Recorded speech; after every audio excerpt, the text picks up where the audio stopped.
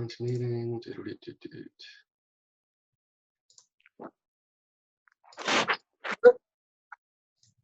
Good morning, everybody.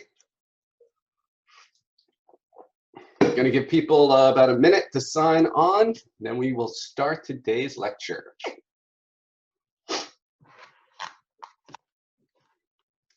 Where's the pen?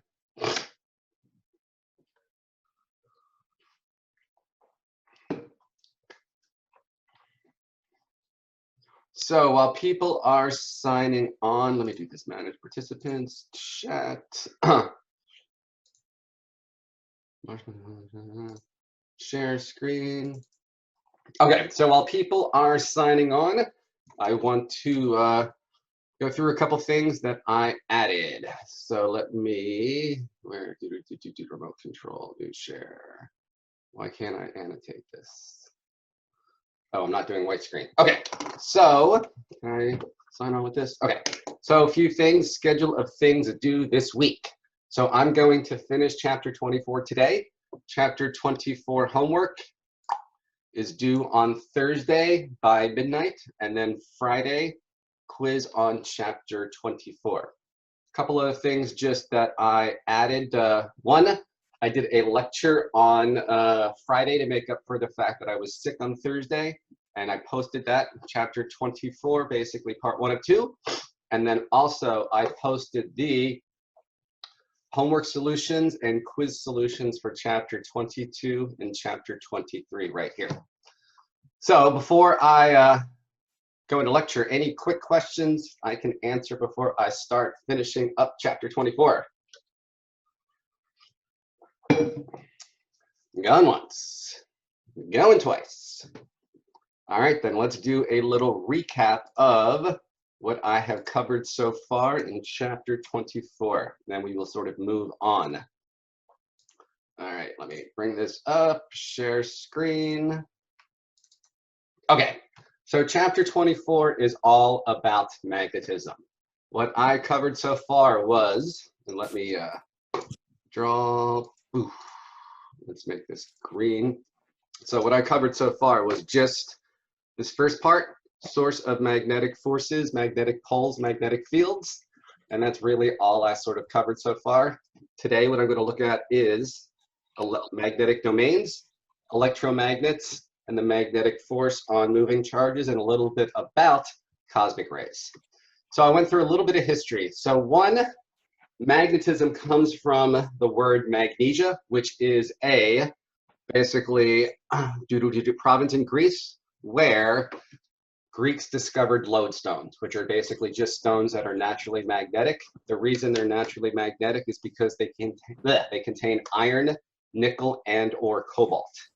For a long time, we believe that magnetism and electricity were completely separate.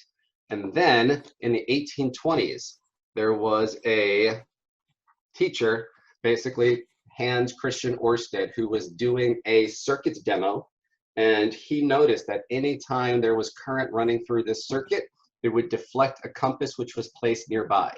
And what he realized is that the moving current was creating a magnetic field which is affecting the compass. And what we now know is that all magnetism comes basically from moving electric charges. In essence, it's generally electrons.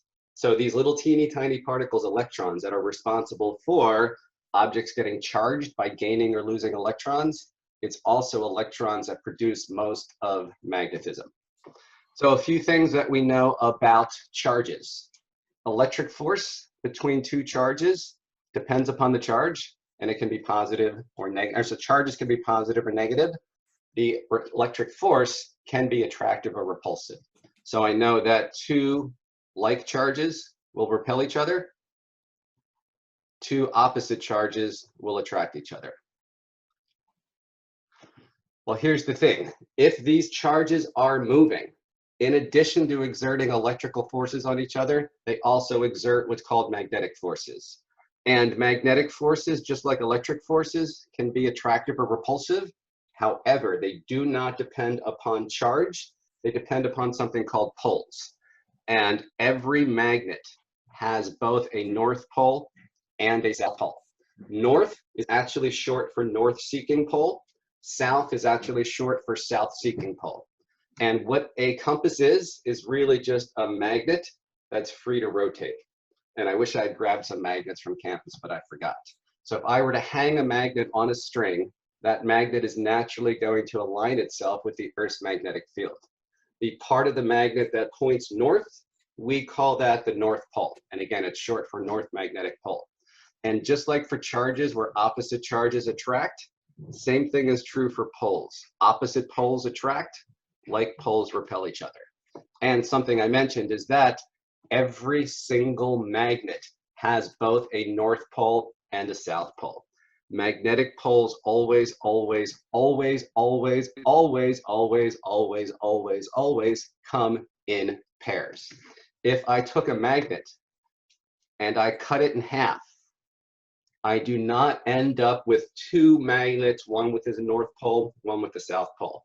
I always end up with a North and South Pole. So if I took this magnet and cut it in half, I would end up with two weaker magnets. Each one would have a North and a South Pole. And then if I took it and I broke it in half again, and then again, and then again, and again, every time I broke it in half, I would still end up with a magnet, which is weaker, and it would have a North and South Pole. Well, if I continue to break those magnets in half, and in half, and in half, and in half, and keep doing it, eventually I'm going to get to the point where I get to single atoms, and the implication is atoms themselves are basically like tiny magnets. And so the last thing I was sort of talking about, well, two things. Talked a little bit about magnetic fields.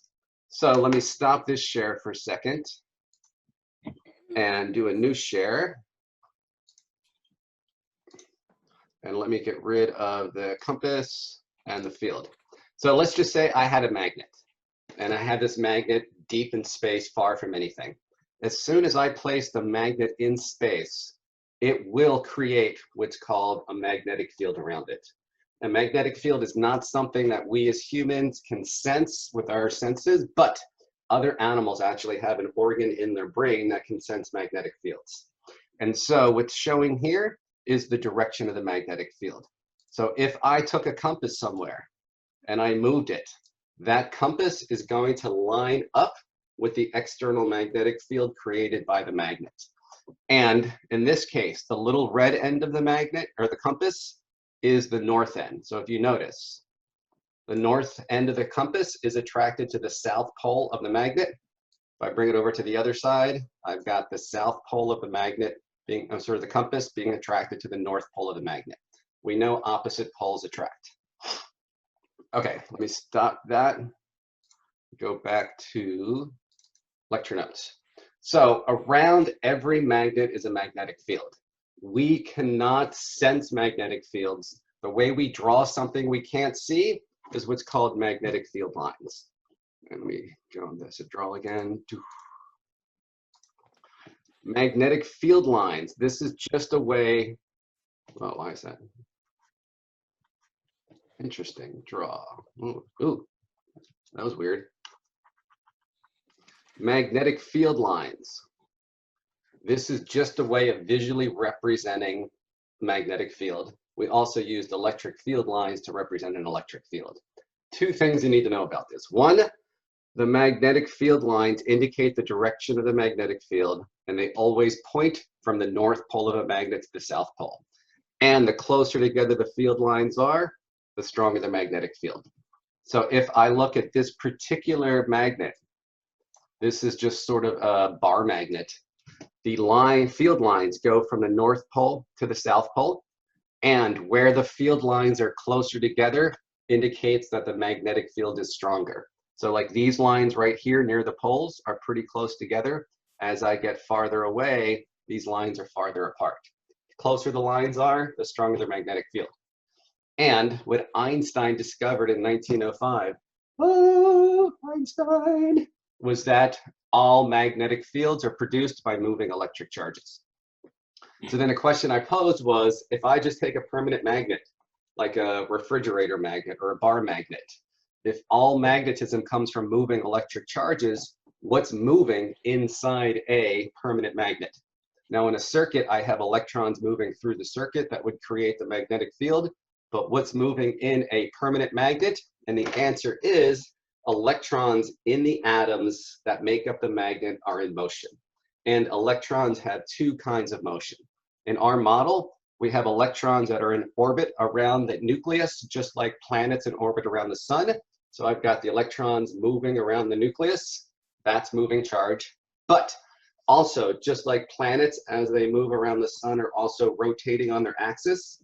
We call electron spin the fact that electrons have their own magnetic fields. We model it as if the electrons are spinning on their axis. It's not 100% true, but what you hear of as electron spin basically means that all electrons have their own intrinsic magnetic field. In essence, every electron is just like a tiny spinning magnet. So then the question might be, if every electron is basically a teeny tiny magnet, why aren't all atoms magnetic?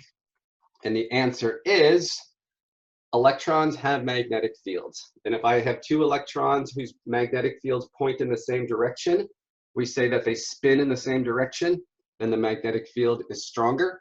And if I have two electrons that spin in opposite direction, the magnetic fields cancel out. Well, keep in mind that all objects consist of trillions and trillions and trillions of charged particles, but most objects are neutral because they have the same number of positive and negative charges. Most materials are not magnetic because the electrons' magnetic fields cancel out.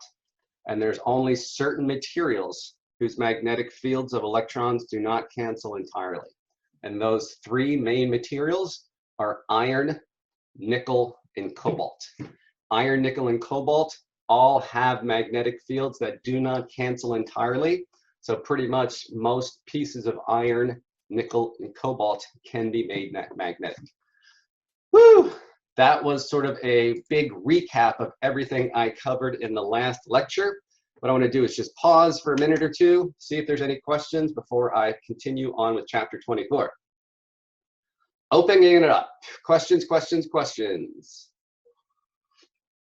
Going once, going twice, taking off the recap, putting on the fun new material hat. Okay, let's actually then start with a clicker question or two. Clicker questions.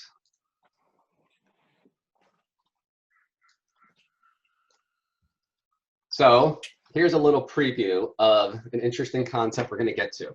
So this is question number 2.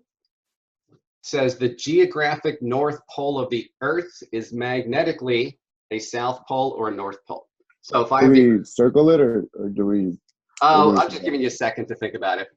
So Okay. Geographic north is basically just north in terms of geography. So the question is, the geographic north pole of the Earth, is it magnetically a north pole or a south pole? Take a second. And actually, if you guys, let's see if we can do this. Meeting controls. Oh, I can't do that while I'm sharing the screen. Can I? Meeting, Zoom, no. Okay, I was going to see if I could somehow get people to vote. But register your vote mentally. The answer is the geographic north pole is actually magnetically a south pole. Now, it's a little challenging to think about, but if you think about this, opposite poles attract, which means if a compass is going to point to the north pole of a compass points to the north pole, that's because magnetically, this magnetic field of the Earth looks as if there was a giant bar magnet. So this right here, and this is a little confusing, but this is geographic north. This is just north in terms of geography. Where a compass points is what's called magnetic north. So this is where a compass points. Interesting enough, the reason a compass points there is because magnetically, it's as if there's a giant bar magnet buried in the center of the Earth. It's not true, but it looks like the Earth's magnetic field comes from a giant bar magnet. And that giant bar magnet, the south pole of that giant bar magnet is near the geographic north pole. But the reason it points there is because magnetically it's like the south pole of a magnet. So here's what's interesting is if you're using a compass to navigate, and actually let me just show you this on PowerPoint. Move this over. Go. Sorry about skipping through all this. So the Earth's magnetic field. One, we're going to talk to in a second, it's really beneficial to us because it prevents these things called cosmic rays from entering the Earth's atmosphere and causing havoc. The magnetic pole and the geographic pole, magnetic north and geographic north, are not aligned. So this is the magnetic north pole, and this is where the compass would point in terms of north. It's a difference between magnetic north and geographic north. And if you're ever trying to navigate outside using a compass, you have to know what's called the magnetic declination. And that's the angle between true north and the direction a compass would point. Just to give you an idea, in Santa Cruz, it's about 13 degrees. Meaning if I use my compass to navigate and I follow where it points to north, true north is actually 13 degrees off in Santa Cruz. It depends upon sort of where you are. And I'll touch on this a little bit, but the Earth's magnetic, well, let me just touch on this now. So what causes the Earth's magnetic field? One, all magnetic fields are created by moving electric charges. So what we think is that deep within the Earth's interior, there is moving charges. I've got sort of this molten lava, and for some reason it's charged, and it's moving, and it's this moving charge that we think creates the Earth's magnetic field. We don't know for certain, which is pretty interesting. We know a ton of information, yet we don't know for sure what creates the Earth's magnetic field. Here's a couple interesting things to think about. One, the Earth's magnetic field has not been constant over time, and it's reversed many times, and it's even decreased to zero over the years. What we know is that the Earth's magnetic field has reversed about 20 times in the last 5 million years. Reversed meaning if I look at the Earth's magnetic field, this sort of compass or this magnet that it looks like is buried deep inside the Earth, the North and South Pole have actually switched 20 times over the last 5 million years, which means, you know, the last time it switched, the North Pole, magnetic north, would actually have been in geographic south. The other interesting thing is it has actually gone to zero a bunch of times throughout that history, which means there was no magnetic field from the Earth. When that happened, I'll touch on this at the end, all of these cosmic rays streamed into the Earth's atmosphere. They're just these super high energy particles. And what we now think, which is interesting, is much of evolution took place during the times when the Earth's magnetic field was zero. Basically, we can look at fossil records and we can see when there was a big increase in the number of new species. And it seems to correlate when the Earth's magnetic field was zero. Because what happens is all of these charged particles are coming in from space, very, very high energy. And if those charged particles were to hit a sperm or egg cell, it could cause a mutation that could then get passed along to future generations. And so what we think is much of the evolution of the Earth took place when the Earth's magnetic field was zero. Very interesting point. Okay, let's do one more clicker question. So this is clicker question number 3. Whoa, how did that happen? Okay, clicker question number 3. So let's say a permanent magnet is broken in half. The two pieces are interchanged, keeping their orientations fixed as shown. Do these pieces now attract or repel each other? So let's just say I had a magnet, and let's just say initially this was the North Pole, this was the South Pole. I now break that magnet in half, reverse the pieces, and put them together. Are those pieces going to attract or repel? What do you think? Well, every time you break a compass, every time you break a magnet in half, I end up with two weaker magnets that still have a north and a south pole each. The south pole of this magnet will still be where it originally was. North pole of this will still be where it originally was. Well, now I take these pieces and reverse them. So now this is piece 2 with the north pole here, south pole here. This is piece 1 with the North Pole here and the South Pole here. Wait, is this right? I took this piece, moved it over here, north-south, took this piece, moved it over here, north-south. Yes. So now I've got these opposite poles, which are next to each other. Opposite poles attract. So these are going to attract each other. Okay, so let me go back to last little bits here. So the question is, if all iron, nickel, and cobalt atoms are slightly magnetic because they have more electrons with magnetic fields in one direction than the other, why aren't all pieces of iron magnetic? And the answer is something called magnetic domains. So let's just say I had a big giant piece of iron here. The number of iron atoms in this giant piece of iron is staggering. Well, what ends up happening is neighboring atoms can have their magnetic fields lined up. And a magnetic domain is a cluster of billions of atoms. Let's say 20 to 50 billion atoms that all have their magnetic fields lined up. So if I looked at, let's say, an unmagnetized piece of iron, what I would see is this right here might be, let's say, 50 billion iron atoms that all have their magnetic fields pointing down in this direction. While this piece right here might be 60 billion atoms that all have their magnetic fields pointing in this direction. Well, if a piece of iron is not magnetic, the reason is because even though there's clusters of billions of atoms that have their magnetic fields lined up, what I would see is, let's say this is a piece of unmagnetized iron. All of these little magnetic domains are sort of pointing in random directions. If a piece of iron is not magnetic, it's because most of the domains point in random directions. And for every little piece of iron inside that has a magnetic field pointing in one direction, there's another piece somewhere close that has a magnetic field pointing in opposite directions. So the big thing with most pieces of iron is the magnetic domains are not aligned with each other.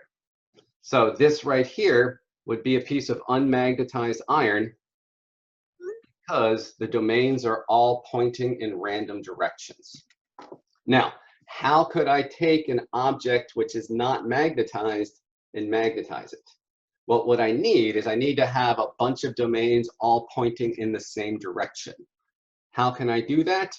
Well, if I bring a strong magnet nearby, I can get the magnetic domains to start to line up. And it's similar to charge polarization. So if you remember, let's just say I have a conducting sphere, and it's got a bunch of positive and negative charges in it. But those positive and negative charges that have the exact same number, overall, this is a neutral sphere. But if I were to bring a charged rod nearby, let's say I have a bunch of negative charge. Actually, let me do this a little bit different spot. If I were to bring a bunch of a charged rod nearby, what is that going to do to the charges? Well, what it's going to do is attract the opposite charges, repel the negative charges. Remember, we kind of called this charge polarization. Well, a similar thing happens. So one, for these little magnetic domains, the arrow generally represents the north end. So let's say I had a unmagnetized piece of iron. So let me just kind of draw this again. So unmagnetized means the domains are all pointing in different directions. So again, this would be a cluster of 50 or 60 billion atoms that all have their magnetic fields pointing in the same direction. But nearby, there's another cluster of atoms, another magnetic domain that has their magnetic field pointing in the opposite direction. So overall, this piece of iron is not magnetic. But if I bring, let's say, a really strong magnet nearby, so now I bring the south pole of a magnet nearby, what that's going to do is cause a bunch of the domains to line up with the external magnetic field. So this would be unmagnetized iron. And the reason it's unmagnetized is because the domains are all randomly aligned. They're not all pointing in the same direction. But I bring a strong magnet nearby, and what that can do is that can cause the iron domains, the magnetic domains in the iron, to start to line up with the external magnetic field. Now this would be magnetized iron. So I have a video I want to see if I can show for you. Let's see if this works. Video demos. What I want to do is 6. My magnet with the north and the south is on there. I can zoom in on that. Let me go back a second. But that's a simple.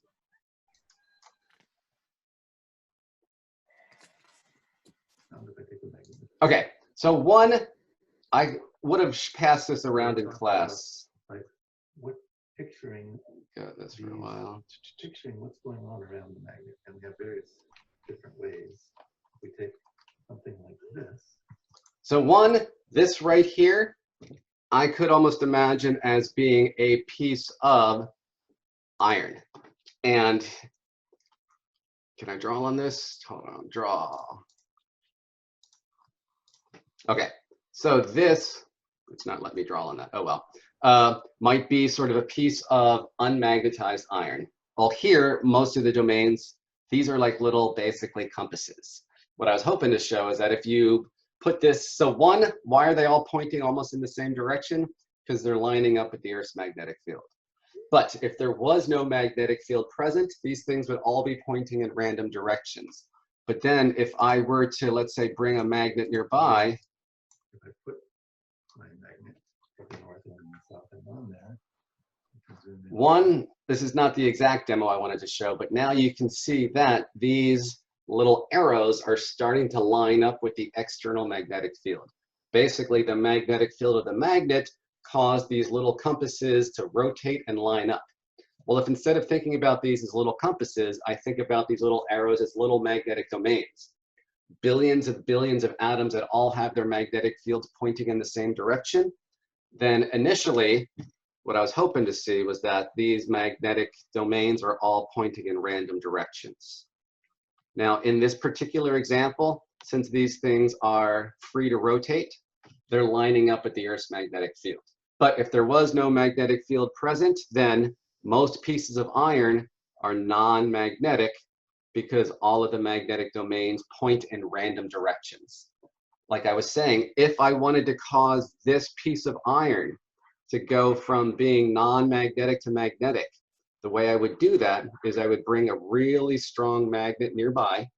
That magnet would cause a lot of the magnetic domains to line up, maybe not every single one, but now if I have more domains pointing in one direction than another, then this piece of iron would now be magnetic. And in essence, one of the ways you make permanent magnets is just to take a piece of iron, nickel, and cobalt, put it in a really strong magnetic field for a while, wait until all of the magnetic domains rotate and align up in about the same direction, and then that is how you make a magnet. Okay, let me pause this for just 1 second. And again, just open it up to any questions. I covered a lot of information in the last 5 minutes. Let me just pause.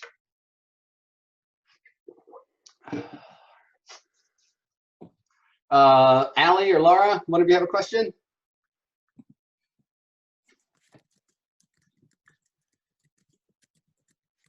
Going once. Going twice. Are permanent magnets impermanent? I'm going to get to that next. So the answer is permanent magnets aren't really permanent because you can cause a magnet to become weaker by taking all the domains and having them go from being lined up to being unaligned. And how do you do that? I'll touch on that in a second, but the quick answer is if you heat a magnet or if you drop a magnet, that can cause a bunch of the magnetic domains to get jostled out of alignment and cause the magnet to be weaker. And so if you have a permanent magnet and I just sit there and I drop the magnet 20, 30, 40 times, every time it hits the ground, those domains get jostled out of alignment. And so permanent magnets aren't really permanent.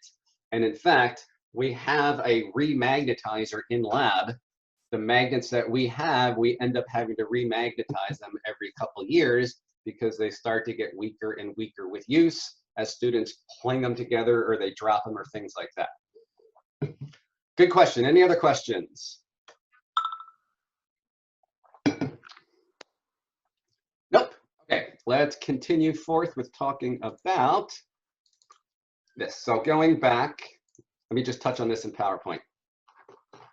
Let me just kind of talk about a few things we haven't talked about. Okay, so going back to these magnetic domains.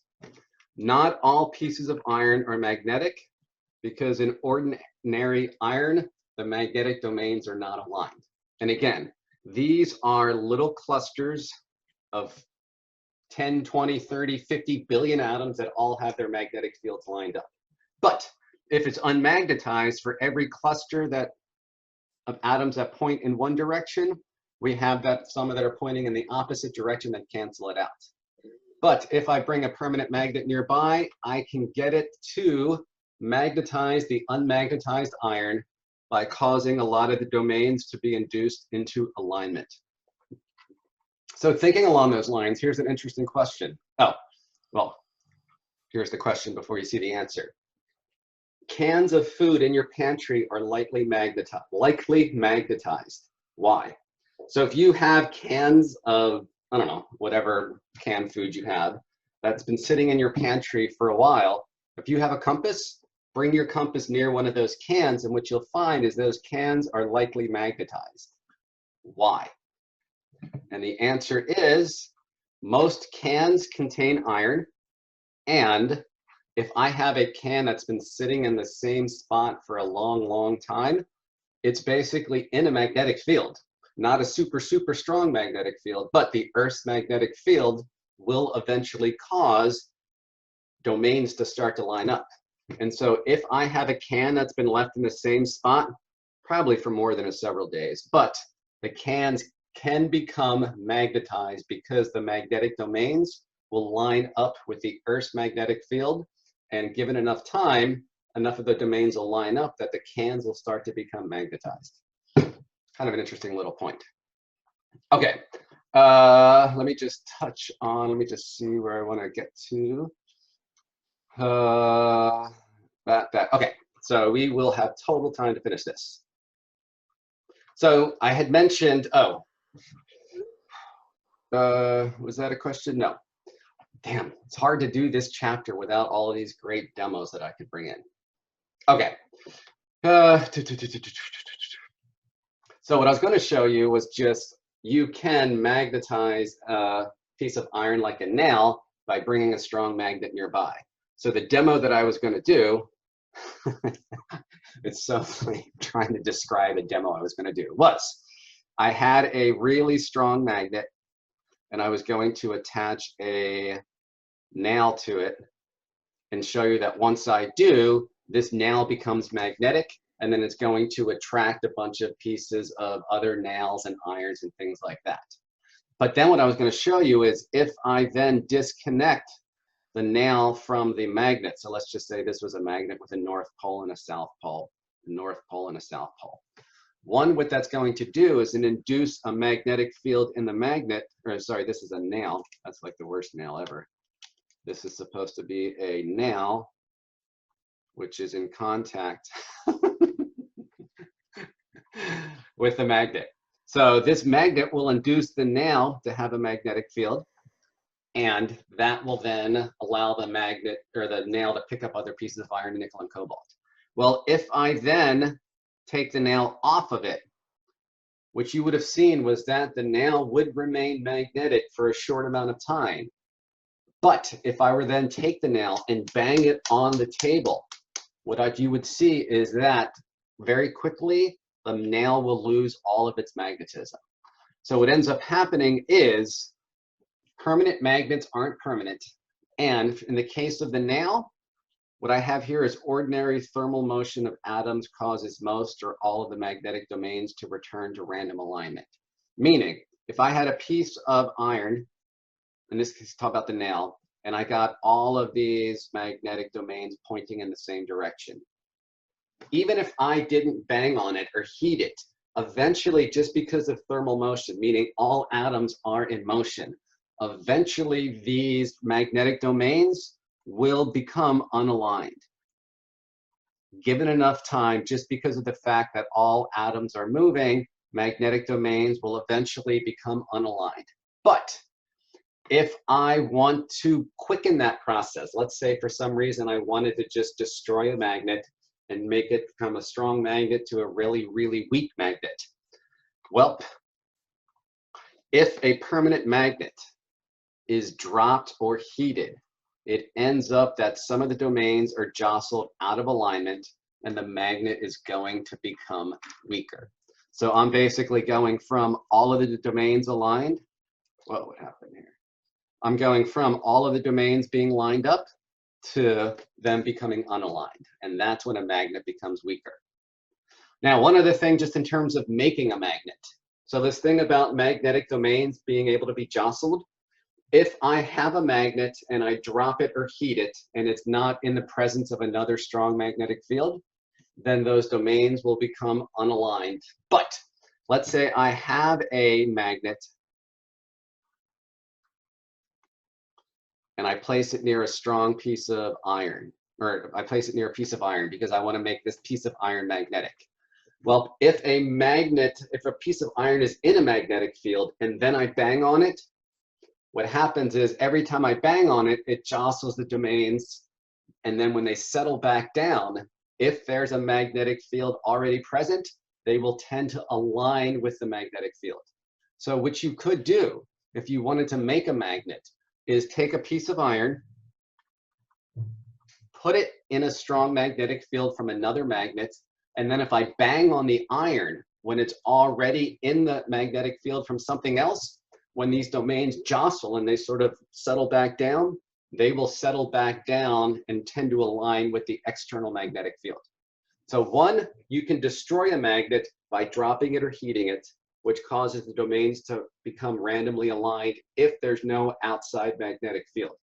But if there is a strong field, every time I bang on the little piece of iron, when these domains settle down, they'll tend to line up with the outside magnetic field. So there's a homework question. How do I pull up the homework real fast? There's a homework question I wanted to touch on because it's a challenging one that most people wouldn't get otherwise. So let me see if I can pull this up real quick. Physics 10. Open in a new tab. Homework, chapter 24. I just want you to, chapter 24, PDF. Okay, so let me share this again, share screen. Okay, this is question number 7 here. It says, when the iron naval ships are built, the location of the shipyard and the orientation in the ship while in the shipyard are recorded on a brass plaque permanently fixed to the ship. Why? And the answer is, and I had to look this up when I first started teaching this course. So the question is, when you're building a big giant iron ship, the location of the ship in the shipyard and how it's oriented are recorded on a brass plaque permanently fixed to the ship. Why is that? Anybody have a guess, actually? It's kind of a really cool point. Okay, no guesses. It's a challenging Maybe concept. because it's so big. What does being so big have to do with it? Well, what was your question again? Why do we care about where the ship was built and how it was oriented inside the shipyard? Why do we care about that for a big giant iron ship? Where it's located? Yes. Oh, never mind.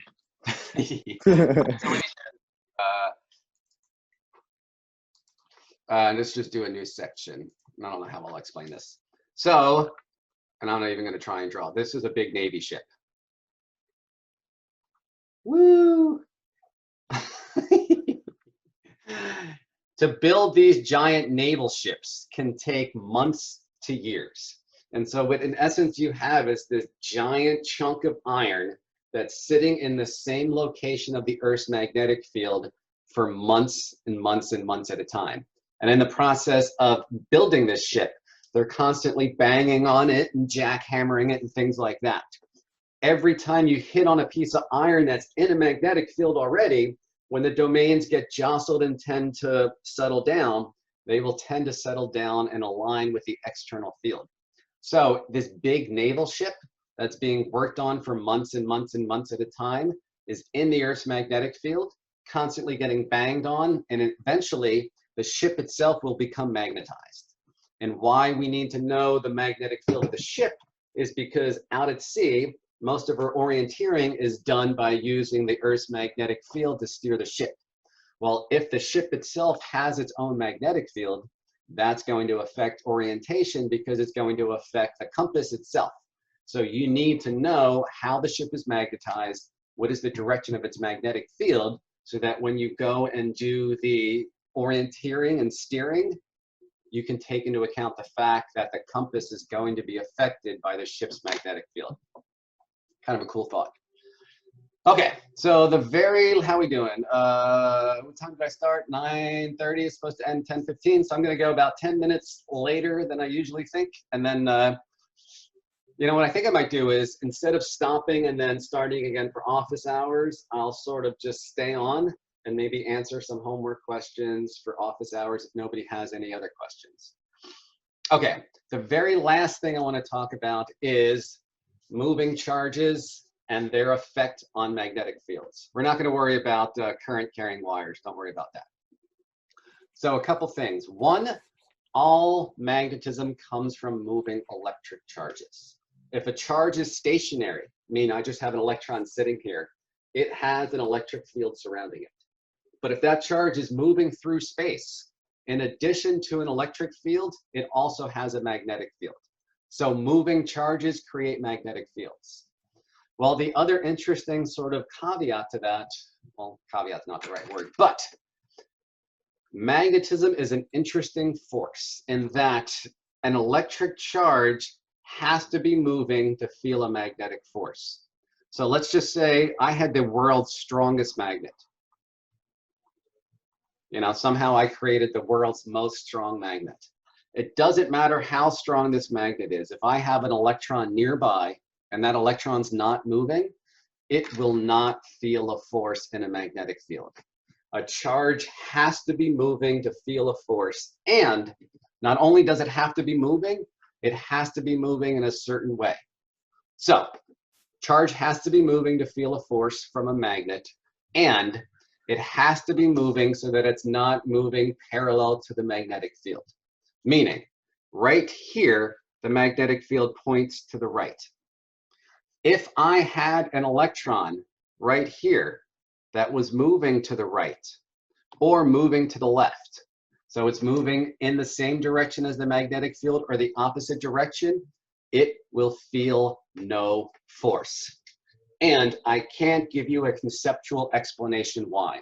If you were to take a mathematics class, the math of this is just crazy. It's pretty cool, but conceptually, there's no real reason that I can give you why magnetism acts like this. It is a bizarre force. So if the object, if the charged particle is moving along the same direction as the magnetic field, it won't feel a force. If it's moving perpendicular to the magnetic field, that's when the force is the greatest.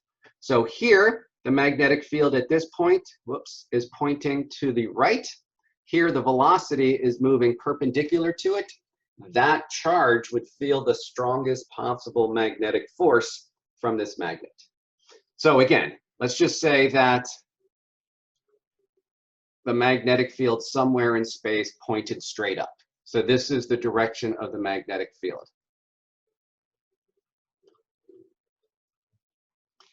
Two things to keep in mind. One, if I had a charged particle at rest, it will feel no force from this magnetic field. Oh, charged particles must be moving to feel a magnetic force. And not only must they be moving, but they have to be moving so they're not moving along the same direction as the magnetic field. So if this electron were moving and if it were moving in the same direction as the magnetic field, or if it was moving in the opposite direction as the magnetic field, these would feel no force at all. So one, it has to be moving, but it can't be moving along the same direction or opposite direction. If the charged particle was moving perpendicular to it, so the magnetic field points straight up, in this case, the charge is moving to the right, this is the strongest force. So the force is greatest when a charged particle is moving perpendicular to the magnetic field. The force is 0 if it's moving in the same direction or opposite direction. The very last interesting thing, generally we think of forces as causing something to speed up or slow down, right? Forces cause an object to accelerate. But if you remember, an object can accelerate also by changing direction. Well, magnetic force is a strange force because it's a deflecting force. It changes the direction of a moving charge, not the speed. So here's a case where, remember, Newton's second law says the forces on an object divided by the mass produce the acceleration. You can accelerate by speeding up, by slowing down, or by changing direction. Here's an example of a force that always changes the direction, but not the speed. So what ends up happening is, without going into the math, it's a deflecting force. It causes particles to turn. And what ends up happening is charged particles will spiral around magnetic field lines. So let's then just talk about the Earth's magnetic field. Let me go through that. I'll go back to that. So I mentioned that the Earth has a magnetic field. We're not 100% sure which causes the magnetic field. We think it's because of moving electric current, moving charged particles deep within the Earth's core. The magnetic field of the Earth is not lined up with the north and south geographic poles. Our compass is going to point to magnetic north, and it's pointing in that direction because magnetically, it's like a south pole there.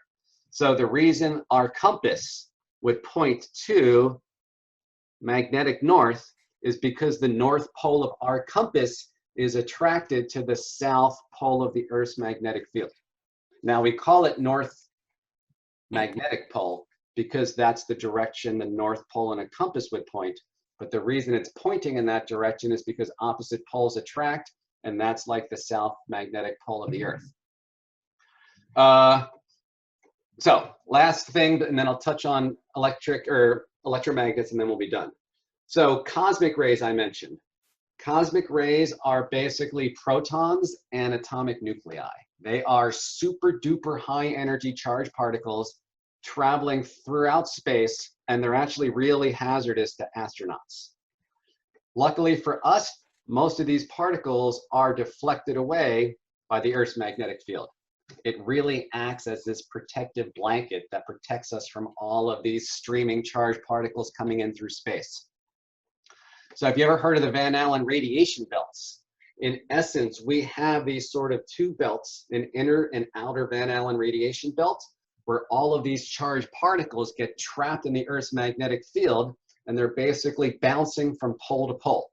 So what I have are these little teeny tiny particles that are spiraling in the Earth's magnetic field and bouncing from North Pole to South Pole and back and forth.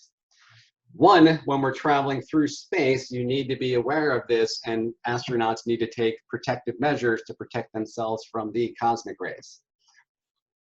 Let me stop that. So if you've ever seen northern or southern lights, Aurora Borealis, what ends up happening is, like I mentioned, you've got these charged particles that basically get trapped in the Earth's magnetic field, and they spiral from pole to pole to pole. Well, every once in a while, for some reason, they get enough energy that they can actually escape the Earth's magnetic field, and they come streaming into the Earth's atmosphere. And anytime these charged particles enter the Earth's atmosphere, they can create light. If you remember the demos when I had the Van de Graaff generator and we saw those little sparks, I was reminding you that we weren't seeing electrons. They're way too small to see. What we were seeing is the path the electrons took. They interacted with something in the Earth's atmosphere. They excited it. And when they atoms de-excite, they emit light. So Aurora Borealis is almost like the little sparks that you were seeing from the Van de Graaff generator when it was shooting electrons. You weren't seeing the electrons themselves, but you were seeing the path that the electrons took through the air. Well, what you see in northern lights, this stuff all right here, these are high energy particles that have escaped the Earth's magnetic field. They're coming into the Earth's atmosphere, and when they interact with whatever's in the atmosphere, they cause that atom or molecule to glow, to basically emit light. And the different colors are different because it depends upon what's in the atmosphere. Nitrogen can only emit certain colors of light. Carbon can only emit certain colors of light. Oxygen can only emit certain colors of light, and so on. So all of these different colors that you see are the result of different kinds of atoms and molecules in the atmosphere. So a couple more pictures, pretty darn cool. Again, you're seeing the different colors because of differences in what's in the atmosphere at that particular location. One other really cool one, here is Aurora Borealis from space. So this was a picture taken from one of the space shuttles, and this is the Earth's, this is the surface of the Earth. So this right here are all of these charged particles which have somehow escaped the Earth's magnetic field. They're streaming into the Earth's atmosphere, and when they hit the atmosphere, they cause light to be emitted. All right, let me, the very last thing I just wanted to touch on was electromagnets. And I'll just touch on that quickly, and then we're pretty much done. Okay, so actually, let me just pause one more time. Stop the share. Any quick questions I can answer on Earth's magnetic field lines, Aurora Borealis, things like that? If not, the very last topic I want to cover is just electromagnets, and then we're done with chapter 24.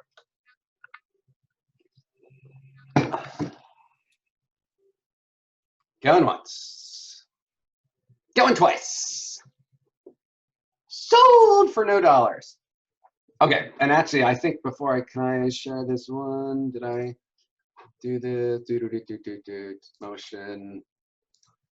Hold on one second, share screen. Do I have that? No.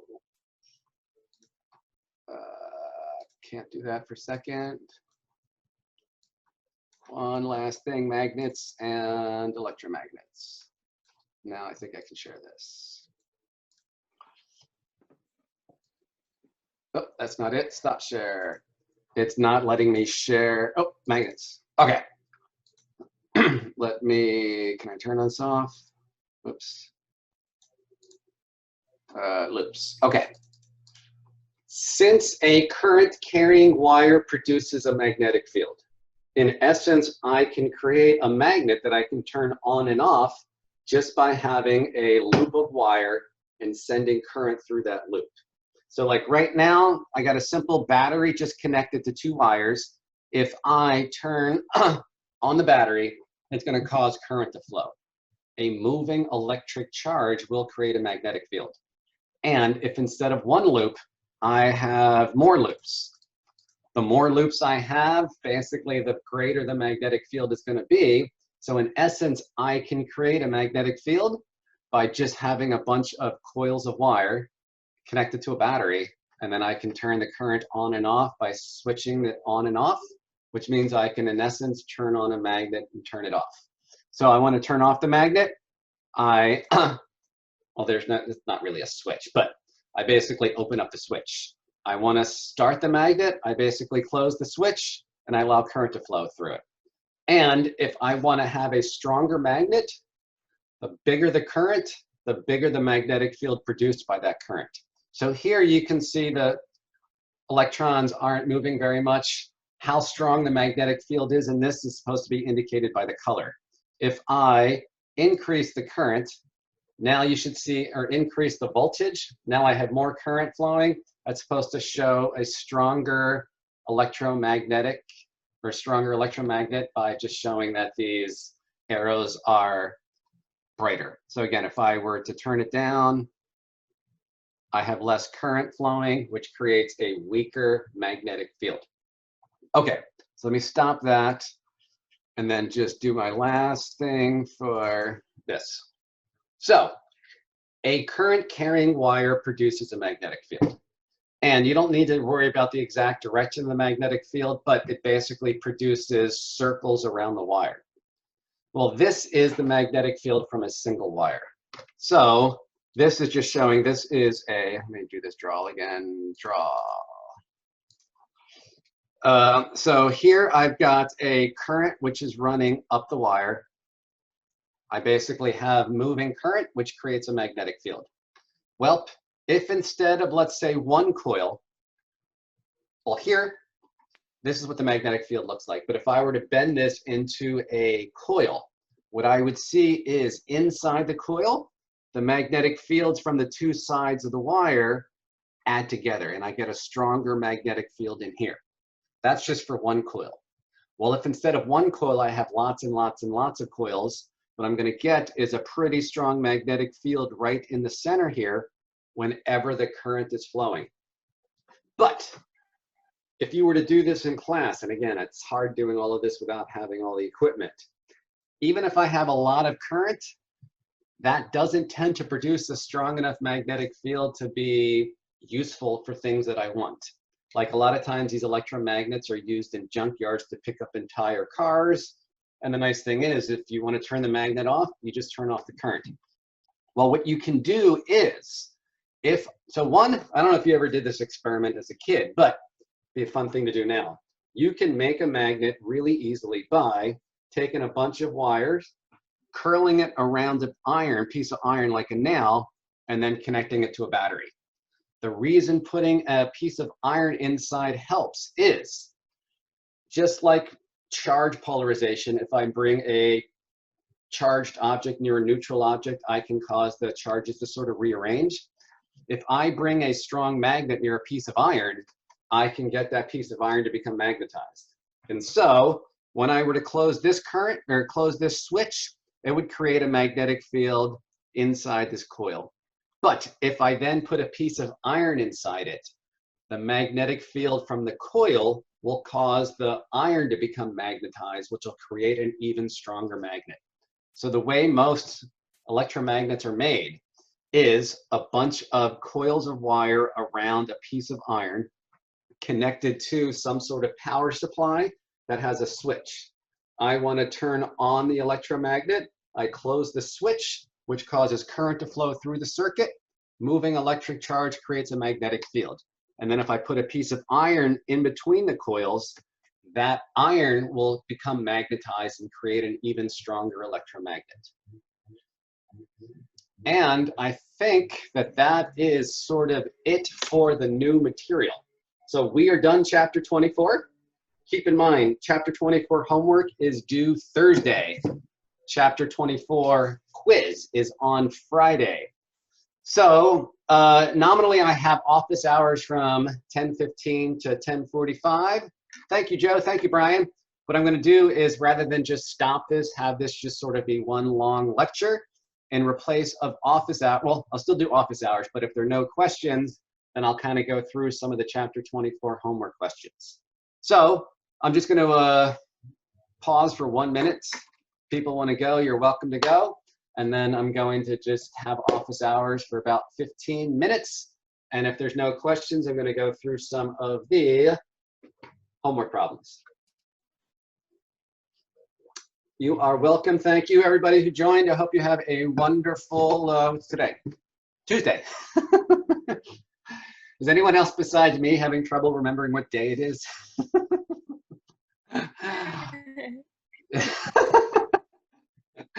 It's a good day when I get up and shower. Wait, I didn't just say that on Zoom, did I?